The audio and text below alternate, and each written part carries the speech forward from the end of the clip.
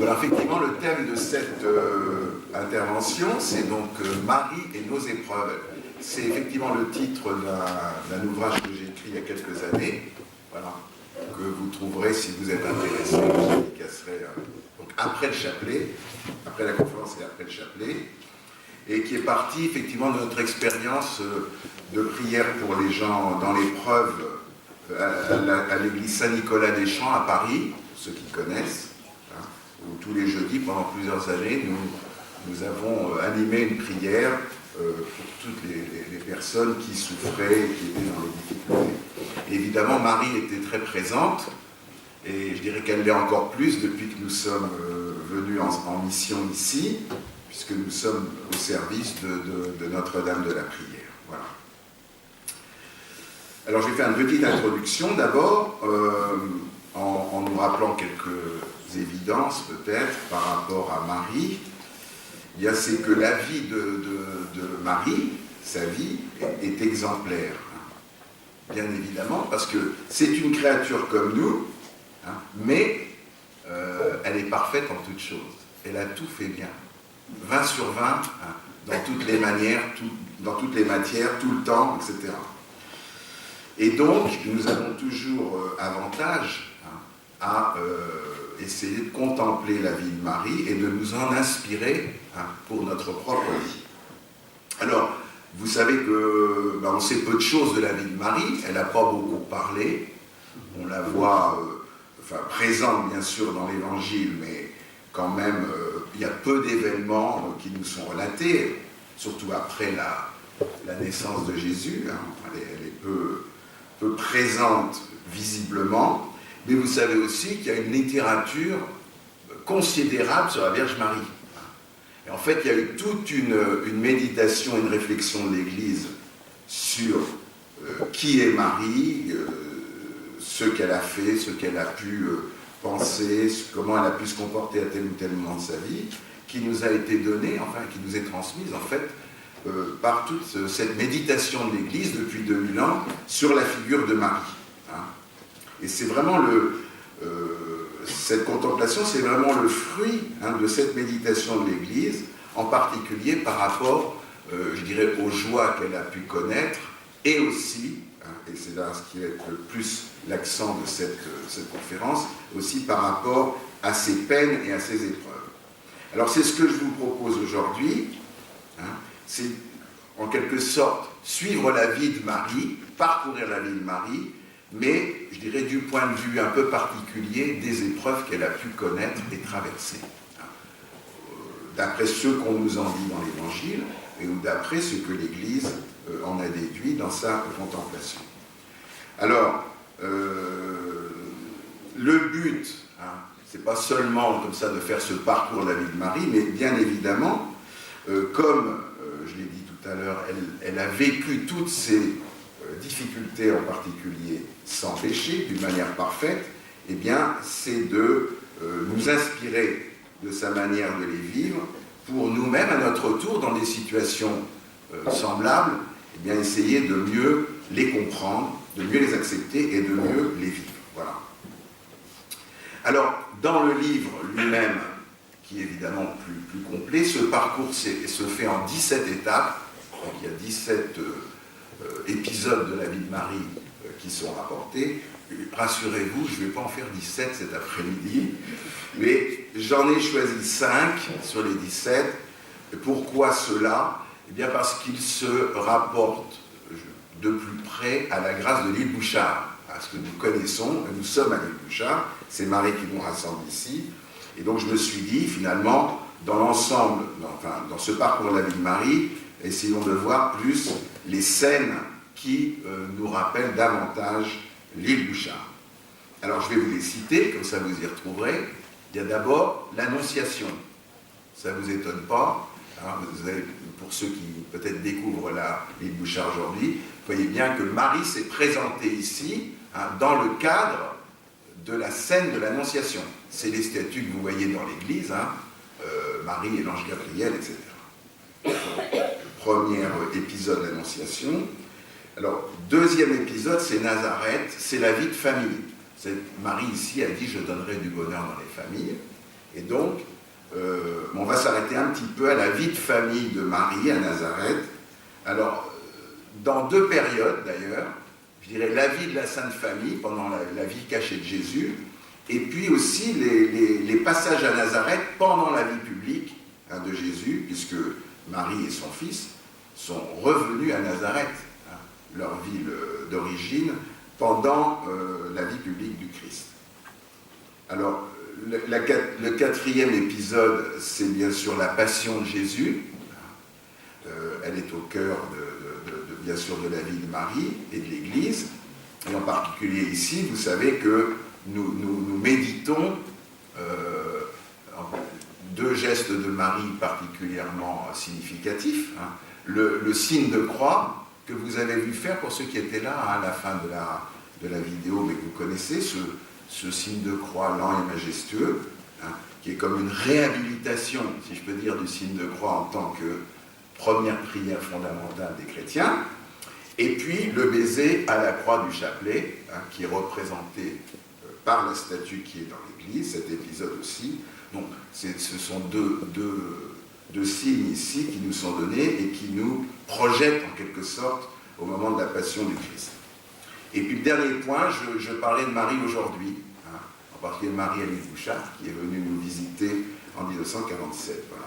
Qu'est-ce qu'elle a à nous dire par rapport à nos épreuves aujourd'hui? Ça vous va comme programme? Alors, vous pouvez dormir, ça ne me dérange pas trop, à condition de le faire discrètement. Et puis Marie vous parlera comme ça en direct, ce sera beaucoup mieux que ce que je vais vous raconter. Alors, simplement, je voudrais vous faire une petite citation avant d'attaquer le corps du sujet, une citation de Sainte Thérèse, qui est bien présente aussi dans notre église Saint-Gilles, comme vous savez. J'ai vu qu'elle est pleine de lumignons aujourd'hui. Alors, il y a des amoureux de Thérèse qui sont passés par là. Alors, nous en sommes. Et je vais vous citer la dernière poésie qu'elle a écrite quelques jours avant sa mort, et qui est assez connue, et qu'on a même mis en chanson, et qui s'intitule « Pourquoi je t'aime, ô Marie ?» Et le titre, du chant que vous connaissez peut-être, c'est « Ô Marie, apprends-nous le chemin qui mène au ciel ». Mais c'est inspiré de cette poésie. Et alors, dans cette poésie, il y a une strophe qui résume en quelque sorte l'attitude que nous pouvons avoir par rapport à Marie dans nos épreuves. Alors, je vais vous la lire. « En méditant ta vie dans le Saint Évangile, j'ose te regarder et m'approcher de toi. Me croire ton enfant ne m'est pas difficile, car je te vois mortel et souffrant comme moi. » Vous voyez, ce qui est intéressant là, c'est le souffrant comme moi. Marie n'a pas été une créature désincarnée, d'une certaine manière, ou une déesse un peu au-dessus de nos réalités. Elle a vécu notre vie d'homme et de femme, notre vie humaine. Elle a souffert. Elle a été heureuse, bien sûr, mais aussi elle a souffert. Et vous voyez, ça rassure en quelque sorte Thérèse dans ses souffrances, parce que c'est la fin de sa vie. Vous savez qu'elle a beaucoup souffert à la fin. Et me croire ton enfant, l'enfant de Marie, ne lui est pas difficile, parce qu'elle la voit souffrant comme elle. Et partageant sa souffrance et l'ayant d'une certaine manière vécue elle-même. Alors, nous allons prendre la première scène que je vous propose, c'est l'Annonciation. Alors, pourquoi peut-on... alors, l'Annonciation, évidemment, vous connaissez tous ce passage, je ne vais pas vous le relire, mais si on essaie de voir l'Annonciation par les yeux de Marie, alors, il y a bien sûr toute une joie en elle extraordinaire, c'est un mystère joyeux, bien sûr, l'Annonciation, mais ça n'a pas dispensé Marie, à ce moment-là, de vivre un certain nombre de défis et d'épreuves pour elle. Alors, je vais essayer je les résume, bien sûr, dans cette petite approche. Il y a d'abord l'épreuve de la foi, j'en distingue 4. Épreuve de la foi, épreuve de l'humilité, épreuve de la disponibilité et épreuve de la liberté. Et tout ça dans ce moment de l'Annonciation. Alors, l'épreuve de la foi, la première réaction de Marie, ça peut être effectivement de se demander, est-ce que ce que je vois là est vrai?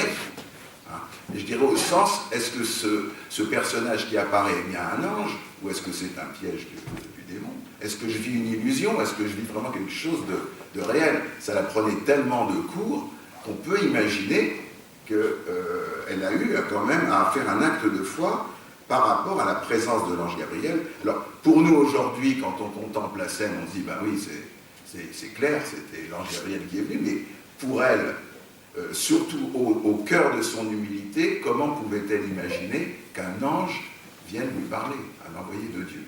Donc elle a eu un acte de foi à faire déjà sur la réalité même de ce qu'elle était en train de vivre. Deuxième point, l'épreuve de l'humilité. Alors, c'est pas du tout une épreuve au sens où Marie aurait été menacée par l'orgueil de se voir distinguée comme bénie entre toutes les femmes, choisie par Dieu, etc. Puisque vous savez, elle est préservée vraiment pas de la tentation, en tous les cas, de ce péché-là, mais je pense que Marie a subi une épreuve du trop d'humilité. Ouais. Nous, c'est pas notre cas. Nous, c'est pas assez d'humilité, c'est ce qui nous fait bien souvent chuter, on est pris par l'orgueil. Marie, au contraire, elle est tellement humble qu'elle a du mal à penser, sûrement, que Dieu puisse l'avoir choisie, elle, pour être la mère du Messie et la mère de son fils. Vous voyez, quand on est je pense, dans la profondeur de l'humilité de Marie, c'est très difficile d'imaginer et d'accepter en quelque sorte que Dieu se soit tellement intéressé à elle qu'il l'ait choisie entre toutes les femmes pour porter le Messie. Et donc, en quelque sorte, elle a dû s'affranchir de son humilité profonde pour accepter l'extraordinaire plan de Dieu sur elle. Alors, troisième épreuve, entre guillemets, l'épreuve de la disponibilité. Alors, bien sûr, Dieu l'avait préparée à cette mission depuis sa conception, puisque c'est même un dogme de l'Église. Donc, elle a été préservée du péché originel par un privilège exceptionnel de Dieu. Mais ça ne la dispense pas de cet acte aussi de disponibilité profonde par rapport à cette mission qui lui est révélée tout d'un coup, qui tombe du ciel, c'est le cas de le dire, pour elle. Même si elle avait été préparée dans son cœur, elle ne pouvait sans doute pas imaginer l'ampleur de ce que lui demanderait le Seigneur. Alors, vous avez sans doute tous remarqué dans le récit de l'Annonciation, ce qui est frappant, enfin une des choses frappantes, c'est la promptitude de la réponse de Marie à l'appel de l'ange. Devant un plan tout à fait extraordinaire qui va bouleverser tout son plan de vie, qui le bouleverse d'ailleurs à ce moment-là, eh bien elle va comme spontanément dire oui. Alors qu'on aurait pu penser qu'elle demande un délai de réflexion. C'est ce que nous, on aurait peut-être fait en disant je vais réfléchir 5 minutes quand même. Je vais en causer avec Joseph, quand même, au passage, qui était son mari déjà. Bon, bref. Et puis il faut quand même que je prenne le temps d'aller prier. Alors, pas d'aller prier Marie pour elle, mais enfin, nous on aurait mis sûrement ça. Puis d'aller voir le père Xavier pour me faire conseiller. Est-ce que c'est bien, est-ce que je peux... Enfin, voilà. Donc, c'est étonnant quand on y pense, la disponibilité de Marie, qui n'est pas insouciance ou... Enfin, voilà. Elle est vraiment dans la réalité. D'ailleurs, elle pose des questions très concrètes par rapport à la réalité de sa future grossesse. Donc, on voit bien qu'elle n'est pas dans les nuages à ce moment-là. Elle est vraiment dans le concret de la vie, mais elle a une sorte de réponse absolument extraordinaire à cette demande du Seigneur. Voilà.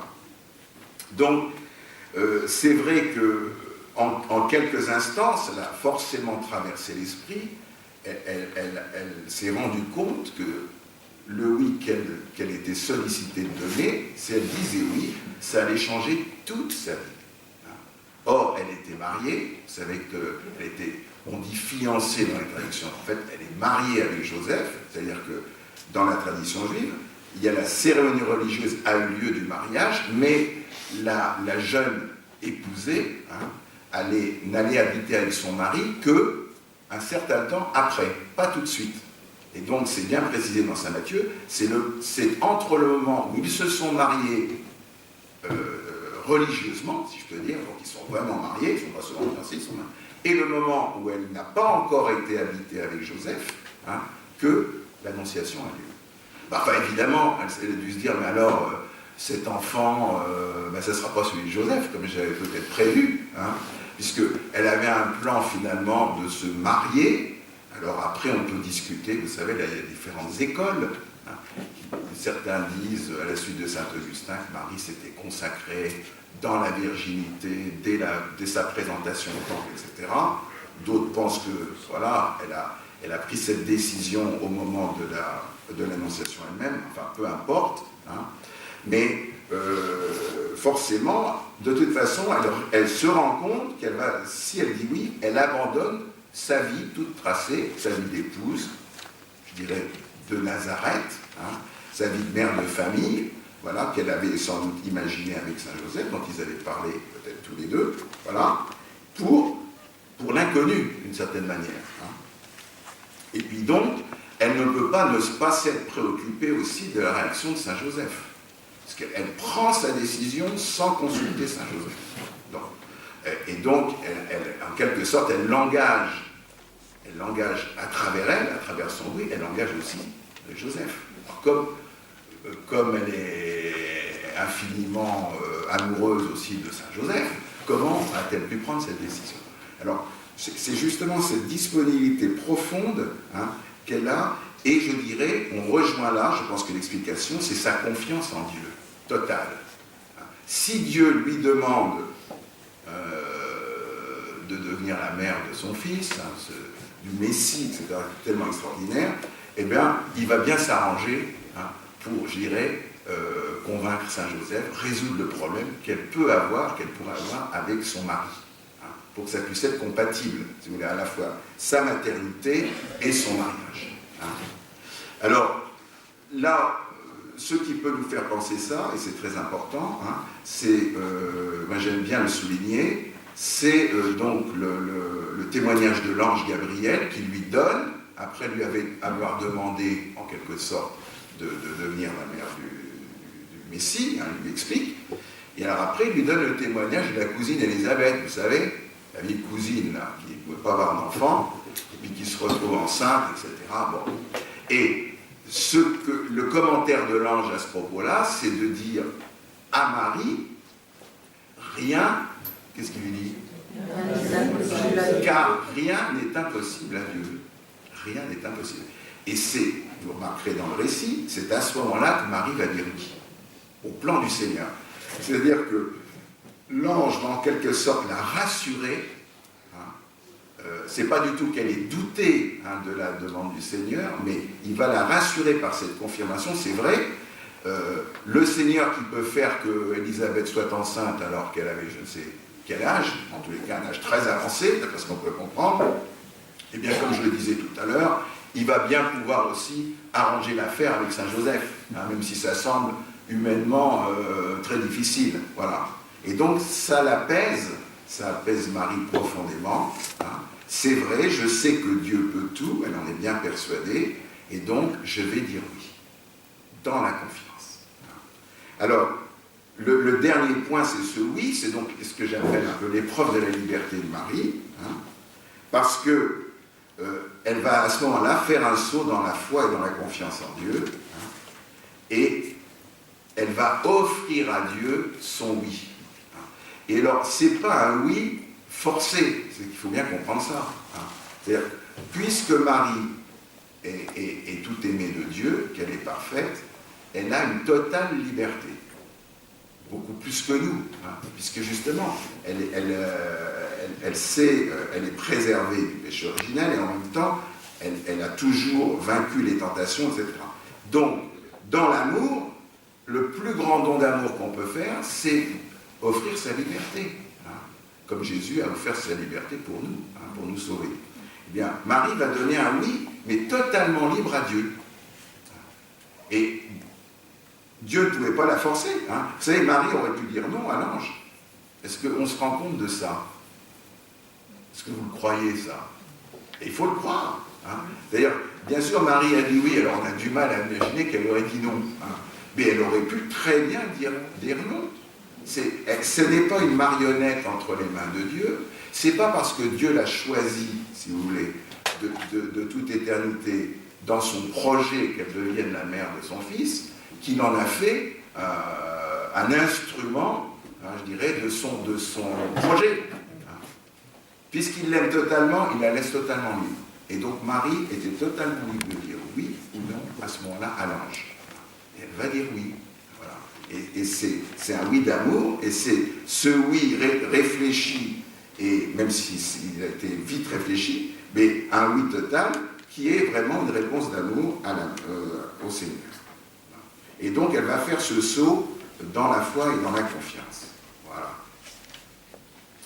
Alors, je dirais, pour ne pas trop prolonger sur ce premier point, hein, ça peut nous interroger nous aussi par rapport aux imprévus de notre vie, parce que l'irruption de l'ange Gabriel dans la vie de Marie, c'est totalement inattendu pour elle.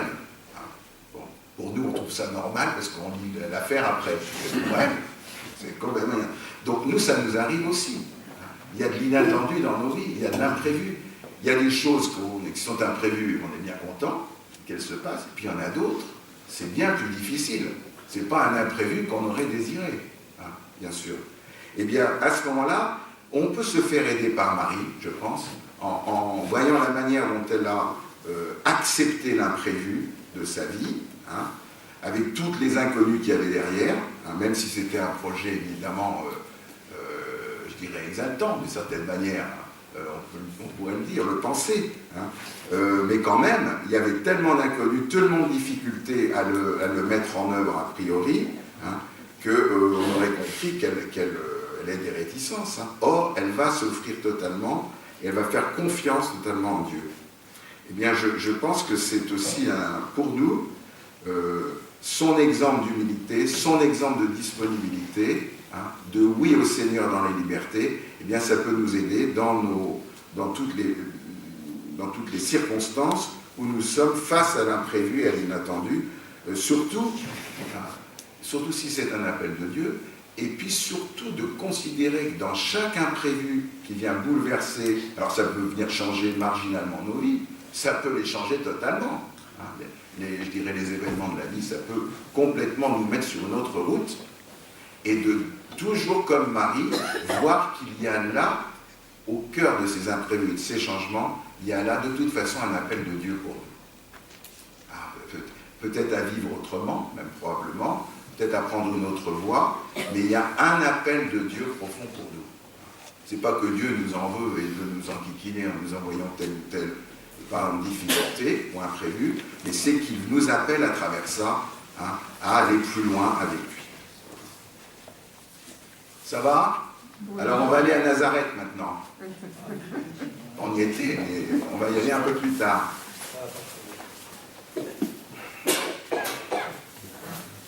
Alors j'ai choisi pour Nazareth deux épisodes, si vous voulez. D'abord la vie cachée, c'est un long épisode, hein. Ça dure 30 ans. Bon.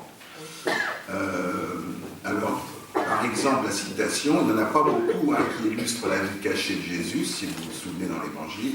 Il y a deux petites citations dans Luc, au chapitre 2. Hein. Il y a quand ils reviennent, quand la famille revient après la présentation de Jésus au temple, c'est-à-dire tout au début de sa vie, et puis quand ils reviennent après l'épisode de la disparition de Jésus au temple, quand il a 12 ans. Alors je vais vous les lire. Lorsqu'ils eurent accompli tout ce que prescrivait la loi du Seigneur, ça c'est la présentation au temple de Jésus, ils retournèrent en Galilée, dans leur ville de Nazareth. L'enfant grandissait et se fortifiait, tout rempli de sagesse, et la grâce de Dieu était sur eux. Puis 12 ans après, Jésus redescendit alors avec eux et revint à Nazareth, c'est après tout l'épisode du temple, hein, le recouvrement au temple, et il leur était soumis. Sa mère gardait fidèlement ces choses en son cœur. Quant à Jésus, il croissait en sagesse, en taille et en grâce devant Dieu et devant les hommes. Alors, 30 ans de vie cachée, vous le savez à peu près, hein, bon. Comment Marie a-t-elle vécu toute cette longue période ? Alors d'après vous, est-ce que vous pensez qu'elle a été heureuse? Je vais vous dire, hein, je serais à sa place, j'aurais été assez heureux, parce que quand même, elle a un fils, c'est Jésus, hein, point de vue quand même tenue, obéissance, grâce, etc. On ne peut pas faire mieux. Hein. Zéro péché, quand même. Je ne sais pas si nos enfants... Bon, bref. Saint Joseph, il n'est pas parfait, mais enfin, il est quand même pas mal placé au palmarès. Hein.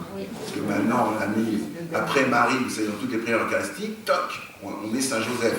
Donc, c'est quand même un mari assez agréable, je pense, ensemble. Je ne vous parle pas pour Saint Joseph d'être marié avec Marie. Hein. Ah, la femme parfaite. C'est pour lui que ça a dû être dur un peu, hein, certainement. La barre était haut placée, hein, entre Marie et sa femme et son fils. Mais profondément, je crois que ça a été vraiment un chemin de sainteté pour Saint Joseph extraordinaire. Quand je dis la barre était haut placée, mais c'est vrai, il a été tiré par, je dirais, la perfection de Jésus et de Marie, ça devait être extraordinaire. C'était pas toujours facile, mais il a dû faire sûrement des efforts de conversion profonde. Mais vous vous rendez compte, c'était un TGV vers la sainteté, hein, entre Marie et Jésus. Pour lui, c'était formidable. Bon, bref.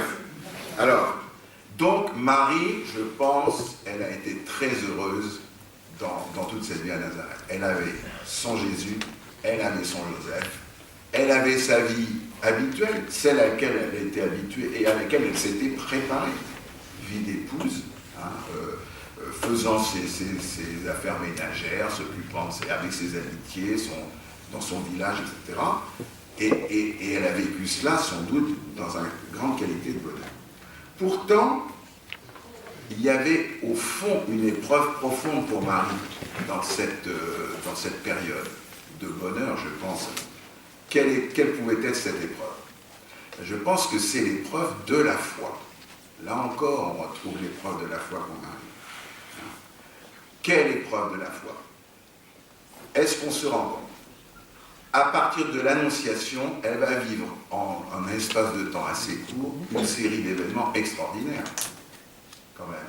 Il y a l'Annonciation, il y a la visitation, si vous voulez, il y a la nativité surtout, il y a les bergers qui se pointent, etc., les anges, il y a les mages qui arrivent pour lui dire que son enfant est extraordinaire, etc. Bon, enfin, des tas d'événements. Alors après, il y a des événements plus difficiles, hein, comme la fuite en Égypte, etc. Mais enfin, elle a vécu des événements bouleversants, extraordinaires, etc. Et puis là, pof, ils se reposent à Nazareth quand ils reviennent d'Égypte, hein, et tout devient plus calme, et tout disparaît, pratiquement.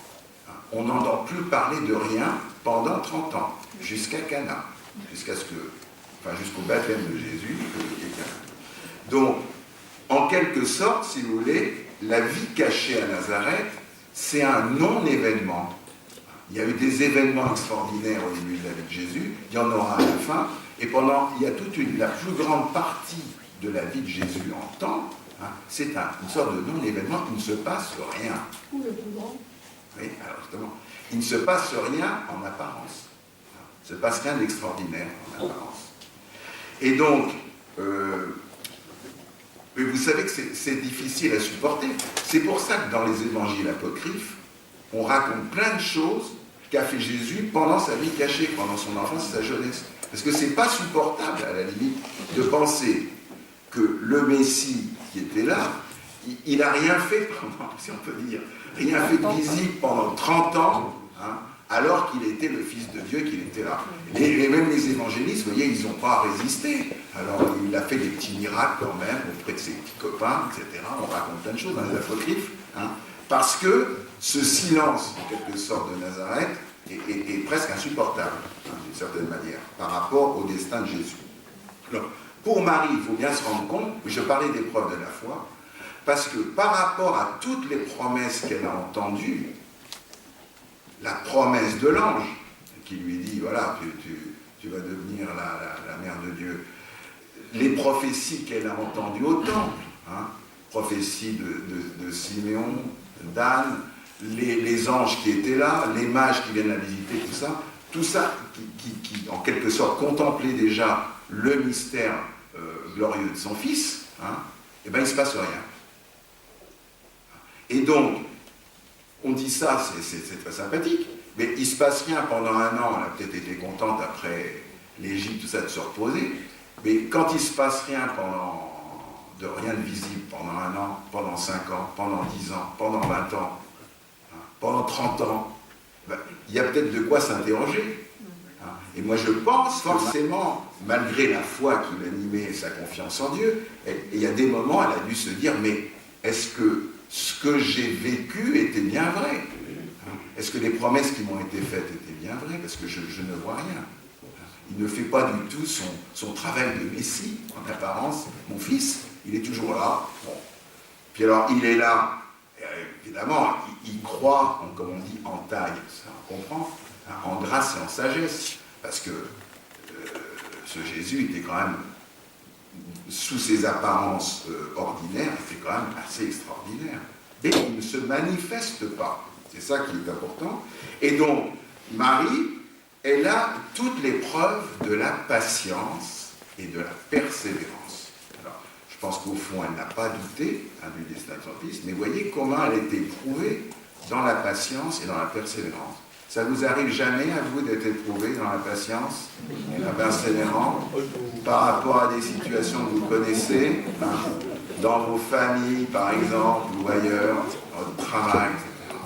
Et regardons, contemplons Marie à Nazareth, c'était une épreuve de la patience et de la persévérance par rapport à toutes ces promesses qu'on lui avait faites au début.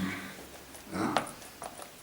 Et alors, vous voyez, ce qui est important, c'est que dans ce petit passage, je le souligne, mais je ne veux pas le développer, on dit bien, parce que ce qu'on nous dit là dans l'évangile de Luc, c'est ce que lui a dit Marie. Qui c'est qui lui a parlé de Nazareth à Luc? C'est Marie qui lui a fait ses confidences. C'est comme pour tous les évangiles de l'enfance. C'est elle qui lui en a parlé. Et quand elle en parle, elle dit une chose importante, elle méditait fidèlement les paroles qu'elle avait reçues. Et donc c'est une caractéristique de Marie, c'est pas seulement un petit détail, ça. C'est que, et vous savez que dans la traduction la plus proche de l'original, c'est pas ce qu'on nous dit là dans les traductions habituelles, elle méditait ce qu'elle avait vécu, mais c'est exactement, elle confrontait les paroles et les événements qu'elle avait vécus dans son cœur. Elle rapprochait en quelque sorte les paroles et les événements, les paroles qui lui avaient été dites et les événements qu'elle vivait, pour y réfléchir. C'est une femme de tête, Marie, c'est pas une grande sentimentale, c'est une femme réfléchie. Elle n'est pas sur un nuage ou dans les voilà. Elle réfléchit évidemment à la lumière de Dieu. Donc, alors, je passe pour ne pas être trop long. Bon. Et contempler le mystère de Jésus, qui ne se dévoilait pas encore publiquement, ça lui a donné évidemment, puisque c'est une femme de réflexion, ça lui a donné à réfléchir. Forcément. Parce que, rendons-nous compte que la vie de Jésus est déconcertante, même quand il grandit, et qu'il est encore à Nazareth. Pourquoi?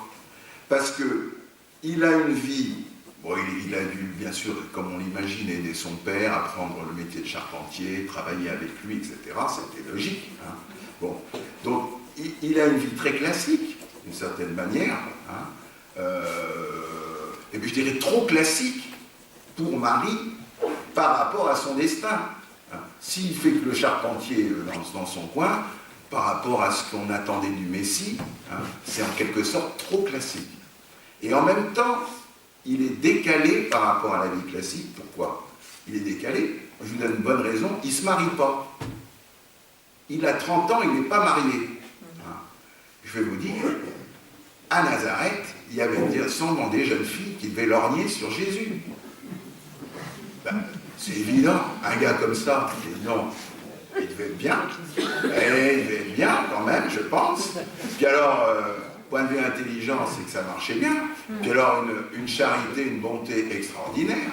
Enfin, une sagesse en toute chose. Enfin, quand même un parti extraordinaire, non? Pas mal. Bon. C'était peut-être trop pour les jeunes filles de Nazareth, hein? C'était pas mal quand même. Bon. Or, ce garçon, alors que la tradition veut que, surtout là-bas à ce moment-là, veut qu'on se marie tôt, hein, et on est reconnu quand on fonde une famille, quand on a des enfants, et bien il ne se marie pas. Et il a 30 ans, il n'est toujours pas marié. C'est déconcertant. Hein, c'est déconcertant pour les gens autour et pour Marie. Hein, voyez. Donc, voyez, accepter, je pense que de cette vie cachée, ce qui peut nous être enseigné par Marie, c'est essentiellement accepter la persévérance, même de ne pas voir ce qu'on attendait, le report des promesses peut-être qu'on avait imaginées ou qu'on avait reçues, être patient, être persévérant, hein, garder la confiance, bien sûr, totale en Dieu, parce que Dieu ne revient pas sur ce qu'il nous a dit, hein, ne revient pas sur ses promesses. Hein.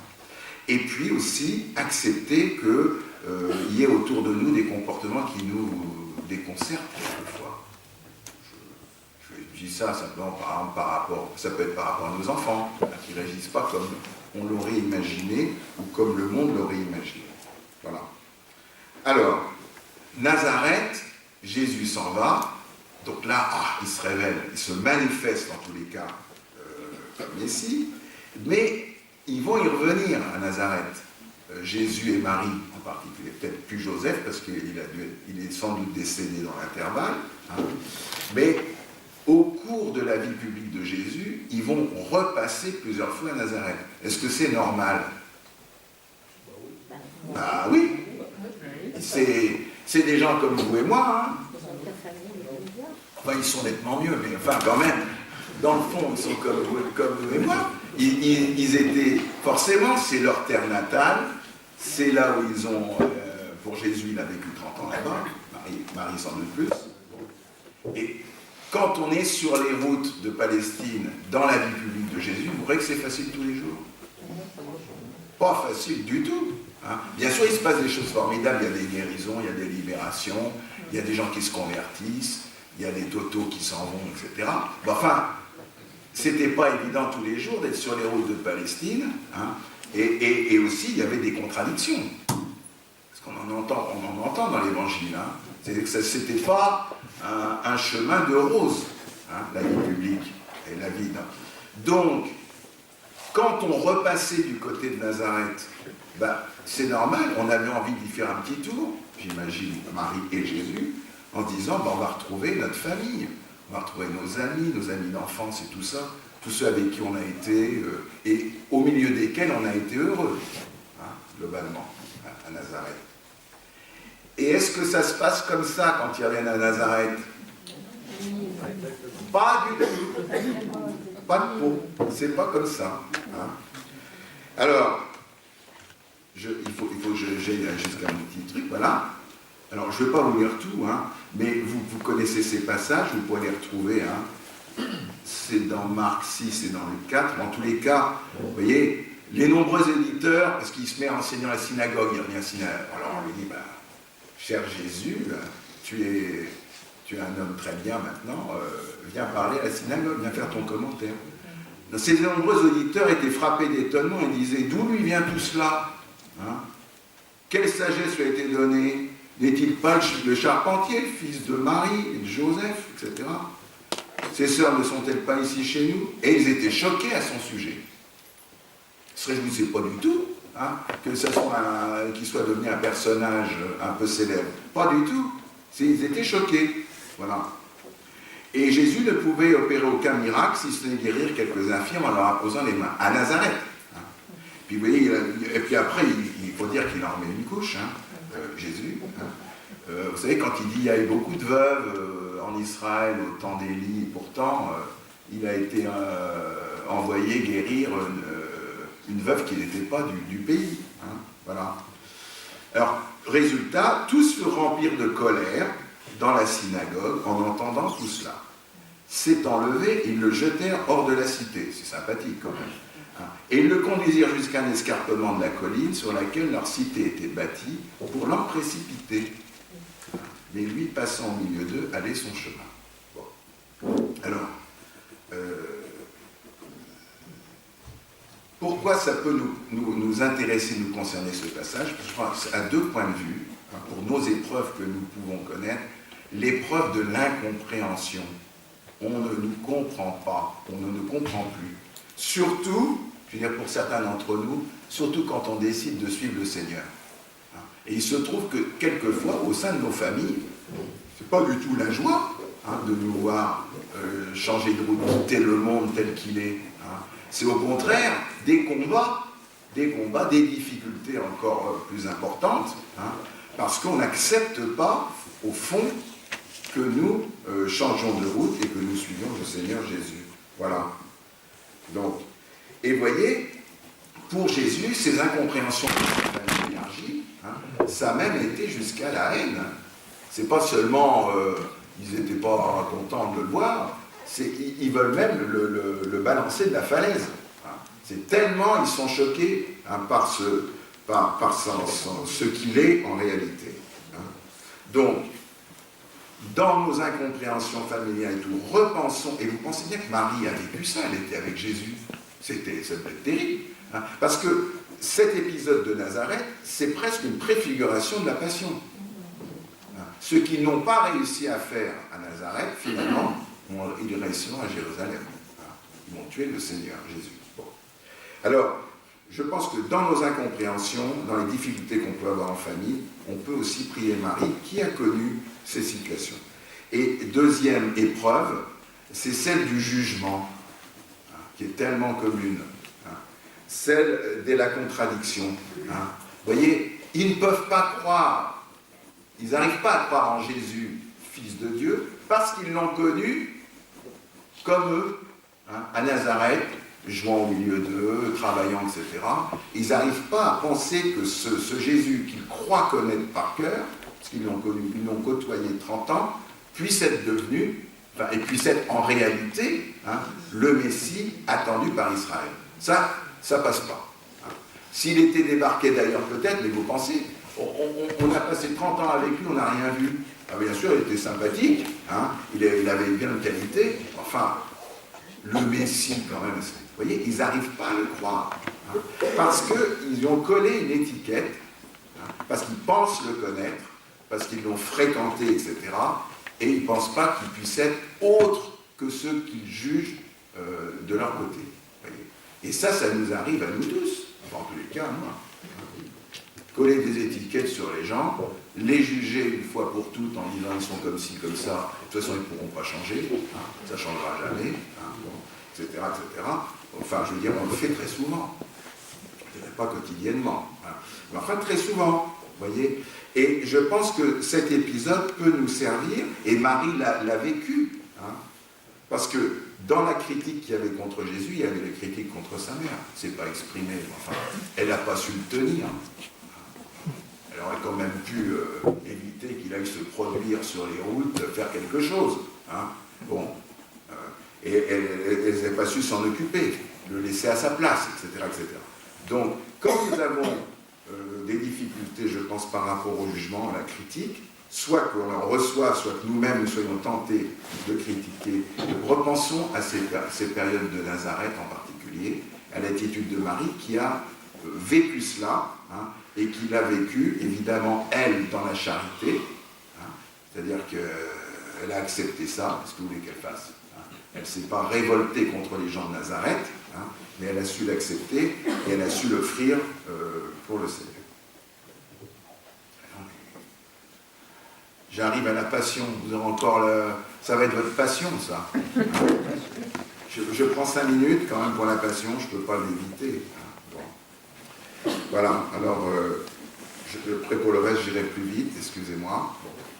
Alors, à la passion, bien sûr, là on arrive au bout et en quelque sorte au sommet de la vie de Marie, et bien sûr de Jésus. Et donc je vous rappellerai simplement ce petit passage de Jean 19, c'est la présence de Marie à la croix. Près de la croix de Jésus se tenait debout sa mère avec la sœur de sa mère, etc. Jésus, voyant sa mère et tout près le disciple qu'il aimait, dit à sa mère, « Femme, voici ton fils », puis il dit au disciple, « Voici ta mère ». Et à partir de cette heure-là, le disciple a pris chez lui. Alors, je vais me permettre de donner quelques touches sur la passion, avec beaucoup de respect, parce que, bien sûr, on ne peut pas en parler comme ça en 2 minutes, et je n'ai pas trop d'autorité pour le faire. Il y a tellement de gens qui ont médité sur la passion du Christ, je ne propose pas de les imiter, encore moins de les concurrencer. Par contre, on peut s'arrêter sur 3 aspects de la passion qu'a vécu Marie, en quelque sorte, sa passion à elle, en parallèle à celle de son fils. Alors, les 3 épreuves, je pense, extrêmes à ce moment-là pour Marie, c'est l'épreuve de la souffrance, l'épreuve de la foi et l'épreuve du dépouillement. Bon. Alors, pourquoi on peut dire que Marie a vécu l'extrême de la souffrance au moment de la croix? Évidemment, elle a suivi son fils autant qu'elle le pouvait, etc., sur le calvaire, etc., sur le chemin du calvaire. Elle l'a accompagné, elle est là près de la croix, et chaque coup, chaque blessure infligée à son fils, en tant que mère, je dirais simplement, elle les a ressentis dans sa chair. Elle aurait 1000 fois préféré que ce soit elle, sans doute, qui reçoive ces blessures, ces injures, et ça, plutôt que de les voir subir par son fils, qu'elle sait innocent, qu'elle sait totalement plein de charité. Bon. Alors vous savez qu'à la Passion, Marie ne meurt pas physiquement, mais elle meurt intérieurement.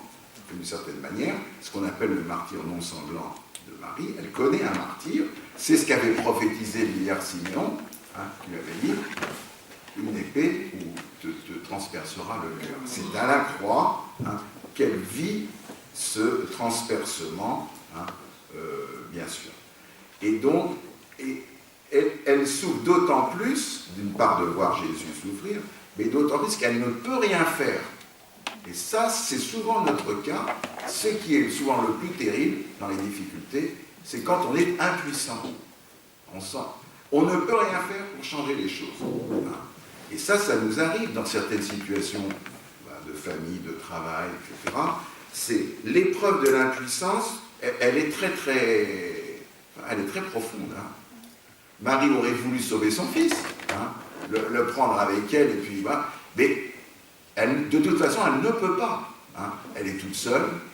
Il y a Saint-Jean, enfin, c'est pas une armée romaine. Bon. Donc, de toute façon, elle ne peut rien faire pour soutenir Jésus, si ce n'est, bien sûr, de l'assister par sa prière et sa présence. Mais vous voyez qu'elle reste debout. C'est bien souligné par Saint-Jean, c'est le seul qui le souligne.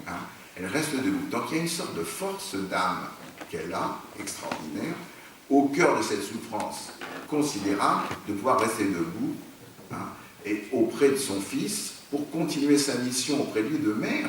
Elle est toujours la mère, bien sûr, de Jésus. Elle va l'accompagner jusqu'au bout, en particulier, puisqu'elle ne peut rien faire, dans le silence. Elle ne parle pas, la croix, on entend parler. Dans l'offrande, elle va, dans la prière, bien sûr, qu'est-ce qu'elle fait? Elle prie, elle ne veut rien faire d'autre, et dans l'offrande de cette épreuve. Alors, vous voyez, et pourquoi on peut dire que Marie est celle qui a souffert le plus sur terre après Jésus? Jésus, il a souffert tellement parce qu'il a porté tous nos péchés, du passé, du présent, de l'avenir, de tout le monde. Bon, alors on ne peut pas avoir souffert plus. Bon. Mais Marie, elle a sans doute souffert le plus après lui. Pourquoi? Est-ce que c'est parce que Jésus a été tué devant elle?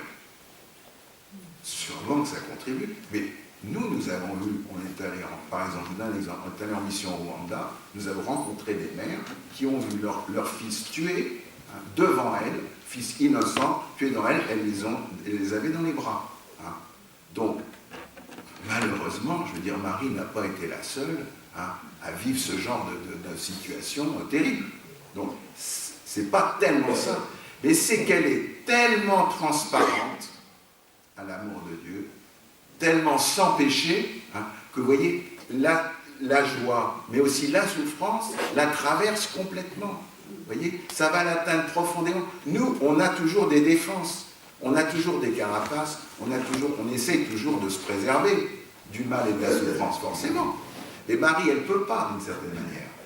Elle est tellement donnée et offerte à Dieu que le mal, ou la souffrance, va la toucher profondément. Donc, ce qui pour nous arriverions à nous en protéger, ça atteint Marie, elle, la même difficulté, va l'atteindre profondément. Alors encore plus la mort de son fils. C'est pour ça que les souffrances de Marie c'est pas l'intensité de la souffrance ou le type de souffrance qu'elle a, mais c'est que dans son être, elle est tellement offerte que ça vient la toucher complètement, toujours au profond de son cœur. Bon. Alors, il y a aussi l'épreuve de la foi. On retrouve toujours l'épreuve de la foi pour Marie, parce que je vais vous dire, quand Jésus est mort sur la croix, qu'on l'a descendu de la croix, qu'on l'a transporté dans le tombeau, il y a probablement une seule personne qui a gardé la foi, c'est Marie. Parce que la seule qui est restée quand même dans la foi par rapport aux paroles de résurrection de son fils, etc., c'est probablement, d'où les apôtres avaient tous fichu le camp, pensaient que c'était cuit. Il y avait des saintes femmes qui étaient là, mais elles n'avaient pas... quand il y a eu la réalité de Jésus mort dans les bras, et Saint Jean, et je ne sais pas trop, on ne le dit pas, mais il n'a pas dû tenir trop la route non plus. La seule qui a gardé la foi jusqu'au bout, ça on en est sûr, mais ça c'est la foi nue à ce niveau-là. Il n'y a plus rien pour se raccrocher. Il y a au contraire tout pour penser, pour vous inciter à ne pas avoir la foi. Parce que l'évidence, c'est qu'il est mort, et qu'on l'a enterré. Donc vous vous rendez compte l'intensité de la foi qu'il fallait, la grâce de foi qu'il fallait pour continuer à rester dans l'espérance. Bon, donc, je pense pour nous, dans les moments où c'est vraiment difficile comme ça, où il n'y a plus rien à se raccrocher, pensons à Marie, qui est restée, et demandons-lui son aide pour rester dans l'espérance et la foi. Et la dernière épreuve, donc de la croix, de ce point de vue-là, pour Marie, c'est celle du dépouillement. Parce que, je vais l'expliquer là. Alors là, je retrouve, voilà. Parce que Jésus va l'amener jusqu'au dépouillement extrême de l'âme. Alors, pourquoi? C'est quand il va lui dire, justement, de ses dernières paroles. C'est que pratiquement après, Jésus ne dit plus rien. Il va dire, femme, voici ton fils, et après, voici ta mère. Après, il va dire, tout est accompli, et il rend l'esprit. Donc, c'est vraiment pratiquement les dernières paroles du Seigneur. Elles sont, c'est les dernières paroles d'un mourant. On y est attentif, généralement. Les grands hommes, on recueille leurs dernières paroles. C'est pas toujours forcément exemplaire. Enfin, Jésus, voilà. Pratiquement, ses dernières paroles, c'est de confier sa mère à Saint Jean. Bon. Alors, pourquoi je dis que c'est le conte du dépouillement? Parce que vous comprenez bien que quand Marie est au pied de la croix avec Jésus, je veux dire, elle est contente que Saint Jean soit là, parce que ça l'aide qu'il soit là. Les autres, ils vont tous fichu le camp. Il y en a au moins un qui est là, c'est Saint Jean. Il n'est pas très fier, surtout au pied de la croix, mais enfin, il est là. Bon, première chose. Mais de quoi vous pensez que Marie s'occupe à ce moment-là? Est-ce qu'elle s'occupe de Saint Jean? S'en fiche complètement. Elle est contente qu'il soit là. Enfin, elle n'a Dieu que de cœur, que de pensée, que de prière, que pour son fils, qui est là en train de mourir devant elle. C'est normal, c'est une mère, elle va s'occuper forcément de son fils. Bon. Et voilà que, au cœur de ce tête-à-tête, de ce face-à-face entre Marie et Jésus, Jésus va tout d'un coup, d'une manière totalement surprenante, lui confier Saint Jean. Et non seulement lui confier, mais lui dire, c'est ton fils. C'est-à-dire, c'est celui qui va me remplacer. Moi, je suis ton fils, moi, bien sûr. Et tout d'un coup, Saint Jean, en quelque sorte, considère-le maintenant comme ton fils, comme moi-même, comme tu m'as considéré. Alors, quand on essaie de s'arrêter et qu'on médite ça, on se dit, parce que nous on le lit comme ça, on trouve que c'est très bien. Mais enfin, quand on se met à la place de Marie à ce moment-là, vous comprenez bien, elle a été complètement à la fois surprise de ce que lui a dit Jésus, elle ne s'attendait pas du tout à ça. Et en quelque sorte, Jésus l'a sorti par cette... en lui disant cela, qu'est-ce qu'il lui dit? Il lui confie une mission. C'est une nouvelle mission. Et je dirais c'est la deuxième mission de Marie. La mission principale de Marie a été d'être la mère de Jésus, du Sauveur.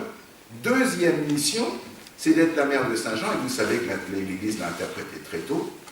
C'est pas seulement la mère de Saint Jean, mais à travers lui, c'est la mère des apôtres, et à travers les apôtres, c'est notre mère à tous. Donc elle est devenue mère des hommes, mère spirituelle des hommes. Bon. Et donc, au cœur de la plus grande détresse, la plus grande épreuve qu'elle ait pu connaître, au moment de la mort de son fils, il lui confie une nouvelle mission, déroutante, de s'occuper de Saint Jean, et ensuite de nous tous, comme ses enfants. Et donc, c'est un dépouillement, c'est le dépouillement de l'amour qui va jusqu'au bout. En quelque sorte, Jésus lui demande de transférer l'amour qu'elle avait pour lui sur Saint Jean, et donc sur nous. Alors, Saint Jean, c'était sûrement un gars très bien, c'est mon demi-patron. Je m'appelle Jean Romain. J'aime bien Saint Jean, c'est bon. C'était un garçon très bien quand on lit l'Évangile, il était très pieux. Il réfléchissait beaucoup, il méditait beaucoup. C'est le seul qui est resté, donc quand même, parmi les apôtres, il est pas mal. Bon. Mais enfin, c'est pas Jésus. Comment imaginer pour une mère comme Marie de pouvoir envisager d'aimer Saint Jean comme elle a aimé Jésus? Vous voyez, et surtout à ce moment-là, encore il lui en aurait parlé dans un moment calme, on va discuter, tiens, je te confie quelque chose, tu pourrais t'occuper de Saint Jean, etc. C'est quoi là? C'est au moment où il meurt sur la croix. Elle est toute absorbée par le sacrifice de Jésus et il lui demande ça. Donc, c'est l'extrême du dépouillement. Et dans le livre, je commente aussi ça, il y a tout un parcours en fait de désappropriation de la maternité de Marie par rapport à Jésus qui se fait au long de la vie publique. Ça commence au temple, à 12 ans, ça continue à Cana, etc., quand on le relit, et ça culmine à la croix. Et Jésus lui dit en quelque sorte, maintenant, ton fils, c'est Saint Jean. Et à travers Saint Jean, c'est tous les hommes. Et heureusement qu'il lui a dit ça. Parce que ça nous aide bien à tous. C'est comme ça que Marie est devenue notre mère. Comment aurait-elle pu imaginer d'être notre mère, même physiquement? Alors maintenant qu'elle est au ciel, elle peut exercer cette maternité spirituelle. Il n'y a plus de limite de temps ni d'espace. Et donc elle peut être notre maman du ciel. Voilà. Alors je vais terminer, je m'excuse, mais j'avais pensé à développer un peu plus. Parce qu'aujourd'hui, c'est mon dernier point, Marie, je parle des épreuves de Marie par rapport à nos épreuves. Est-ce que Marie est encore dans l'épreuve?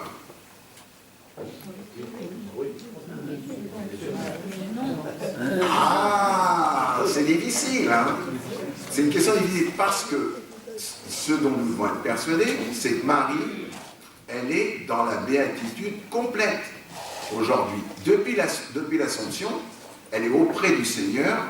Alors vous pensez, Marie, d'autant plus, elle a été accueillie au sein de la Trinité. Elle est dans un bonheur parfait. Et les théologiens vous diront, c'est comme Jésus, elle ne souffre plus. Au sens où nous souffrons, nous. Elle n'a plus nos souffrances. Enfin, il faut quand même faire attention. Elle est au ciel, elle est auprès de Jésus, et auprès de Saint Joseph et tout ça. Bon, elle est parfaitement heureuse. Mais, voilà, c'est ça. Elle ne souffre plus au sens elle n'a plus nos épreuves, mais c'est toujours notre mère. C'est ça qui est mystérieux. Elle reste la mère des hommes. Parce que si elle était que la mère de Jésus, elle retrouverait Jésus, puis ça serait très sympathique là-haut, voilà. Mais le problème pour Marie, je veux dire, c'est nous. C'est la mission que Jésus lui a donnée. Elle est toujours notre mère. Elle n'a pas été la mère de simplement Saint Jean, elle est la mère de tous les hommes, mais pas seulement à son époque, mais aussi aujourd'hui, et jusqu'à la fin du monde. Donc, elle ne souffre pas, mais elle est préoccupée de notre sort. Elle ne s'en désintéresse pas. Et on le sait très bien, alors même si on pouvait, les théologiens peuvent en discuter, mais nous on le sait très bien. Ici, Annie Bouchard, c'est un exemple parmi pas mal quand même. Elle s'est même désignée comme notre maman du ciel. Vous savez qu'elle a répondu. Je suis votre maman du ciel. Elle n'a pas dit maintenant je suis au ciel, débrouillez-vous. Je fais pour vous de là-haut. Mais non, elle est tellement notre maman du ciel, hein, qu'elle est préoccupée du sort spirituel de chacun d'entre nous. Si vous voulez, Marie, c'est notre mère. Elle continue à accoucher tous les hommes et toutes les femmes de la terre, hein, spirituellement, et c'est du boulot, hein. On dit bien le travail de l'accouchement, mais pour elle. Hein. Et tant qu'il y aura une personne qui sera égarée loin du Seigneur, hein, eh ben, ça va la concerner. Hein. Elle ne peut pas passer outre. Hein, et elle va essayer de venir, d'une manière ou d'une autre, toucher cette personne. Vous voyez, c'est un accouchement permanent qui ne se terminera qu'à la fin du monde. Hein. Même si elle est très heureuse là-haut, dans la béatitude, elle continue. Vous savez, c'est aussi comme petit exemple, hein, c'est aussi les exemples de la rue du Bac. Vous connaissez les pierres précieuses, donc certaines qui ne brillent pas, d'autres qui rayonnent, etc. Elle se désole aussi, Marie peut se désoler rue du Bac en disant ben, j'ai plein de grâces que j'ai préparées pour tous les hommes et les femmes de la terre, et ils ne m'en demandent pas la moitié, hein, qui ne sont pas utilisés. Alors que moi je suis là, je veux les aider à aimer Jésus. Donc, aujourd'hui encore, hein, et c'est le sens ici des apparitions, bien sûr, c'est le sens de la prière pour les pécheurs, hein, elle continue à prier et à nous aider pour que nous nous convertissions. Non seulement elle prie, mais elle vient parmi nous. Quand on a vraiment la tête dure, hein, elle vient. C'est pour ça qu'elle est venue à Guadeloupe, on en parle en ce moment, hein, au XVIe siècle, et c'est pour ça qu'elle est venue à Lourdes, c'est pour ça qu'elle est venue à l'île Bouchard. Hein. Elle vient comme une maman pour nous aider. Et à l'île Bouchard, elle est venue aider les Bouchardiers, elle est venue aider la France même. Il y a quoi faire, hein. Pas qu'en 47 d'ailleurs. Et donc, ce qui est formidable avec Marie, hein, c'est qu'elle ne cessera de venir nous aider, et en particulier quand nous sommes dans les épreuves, c'est là où on rejoint notre propos d'aujourd'hui, hein, elle est toujours présente. Hein. Si on lui demande, elle est là. Hein. C'est le sens du baiser à la croix du chapelet qu'elle nous invite à faire à nous-mêmes. Je ne veux pas développer ça, mais c'est un point très important ici, la spiritualité des Bouchards. Hein. C'est le fait qu'elle nous invite à embrasser la croix du chapelet, c'est-à-dire à offrir nos épreuves, les épreuves qu'on peut connaître de toutes sortes, à les associer à la croix du Christ, hein, pour qu'elles deviennent œuvres de salut, qu'elles ne restent pas stériles et disons scandaleuses, mais qu'elles puissent avoir une valeur positive quand nous sommes capables, grâce à elles aussi, de les offrir. Hein. Non seulement de les accepter, mais de les offrir, hein, pour le salut humain. Alors je termine en disant, Marie, c'est notre maman du ciel, et vous voyez, j'espère à travers ce petit aperçu, qu'elle est aussi notre sœur. C'est notre sœur la plus proche, hein, parce qu'elle est comme nous, c'est une femme comme nous. Hein. Elle est, bon, alors évidemment, elle est parfaite, enfin c'est quand même une femme comme nous. Elle a connu les épreuves, il y en a un catalogue, dans le livre on en fait même la somme, je vous dire, il y a un catalogue d'épreuves qu'a connu Marie, hein, et elle les a vécues de la manière la plus parfaite possible, dans sa fragilité qu'elle avait, dans son humanité qui était limitée, etc. Enfin, et elle est toujours prête à nous inspirer, à nous aider à vivre les nôtres à sa manière, qui est toujours la meilleure manière pour nous de vivre. Voilà.